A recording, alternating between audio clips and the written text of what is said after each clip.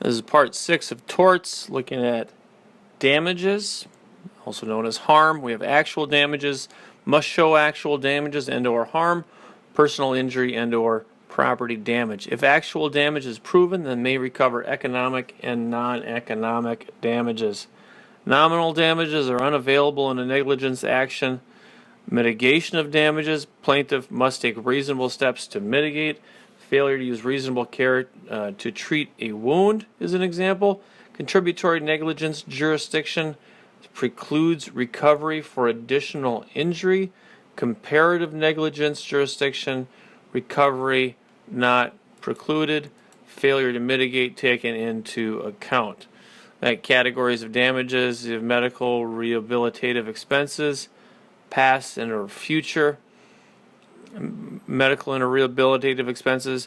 You have pain and suffering, past and future, lost income and reduction in future earnings capacity.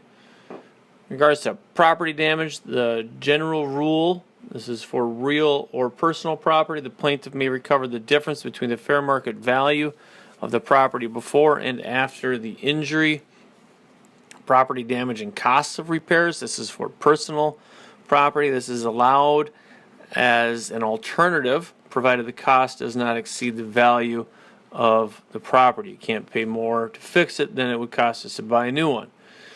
Property damage and household items, replacement value is a measure of damages. Collateral source rule, this is where payments by the plaintiff's insurance company or medical coverage are not credited against the defendant's liability. Modern trend is to abolish or limit this rule. Payment by these insurance credited against the defendant's liability.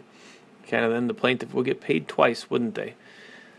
Punitive damages are available if the defendant acted with common law malice. Vicarious liability. This is limit liability of an employer for an employee's torts. Employer may be liable where the employer has a right to control activities of the employee. This is for acts within the employee's scope of employment, or acts employed to perform or intended to profit and or benefit the employer. In the context of intentional torts, the employer is liable for torts inherent to the work, such as a bouncer, or where the employer authorizes the employee to act on the employer's behalf. Where the employee makes a detour, minor detours are permissible deviations. The employer may be liable. A frolic is an unauthorized and substantial deviation. The employer may not be liable, such as you're driving from home to work or from work to another office or something. We got independent contractors and vicarious liability. Independent contractors are not subject to employer's right of control. They have specialized skill and or knowledge, and they tend to work for many employers. Here there's generally no employer vicarious liability. The employer, however, does remain liable for inherently dangerous activities. Vicarious liability in the context of parents and children. There's generally no vicarious liability unless the child acts as a parent's agent, or where a statute provides for such liability.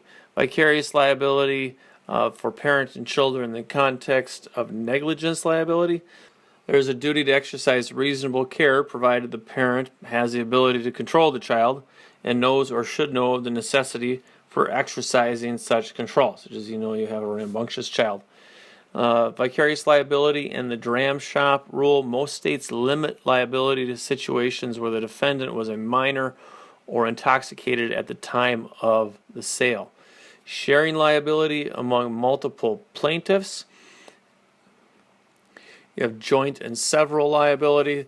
Each of two or more defendants are liable for a single and indivisible harm, subject to liability for the entire harm. Plaintiff may recover entire judgment from one defendant in joint and several liability, or from another defendant, or portions from each in joint and several liability. Now, several or proportionate liability. is where each of two or more defendants are liable only for his proportionate share. Share is determined by how far the defendant strayed from the standard of reasonable care. Contribution is a joint and several liability. Generally, this is where a defendant that paid too much can see contribution from the other. Satisfaction and release. Once the plaintiff has recovered fully from any one or combination of the defendants, the plaintiff may not pursue any further action against the other defendants. May only get paid once for the harm. Indemnification. This shifts the burden of the entire loss from one defendant to another, such as I indemnify you against your loss. Indemnification and vicarious liability. The employer may indemnify the employee. The employer can then seek complete reimbursement from the employee if prior indemnification agreement equity requires shifting of loss to the more blameworthy. An additional foreseeable harm is caused by another tortfeasor, such as medical malpractice in treating a broken leg or strict liability. And that completes this section of torts.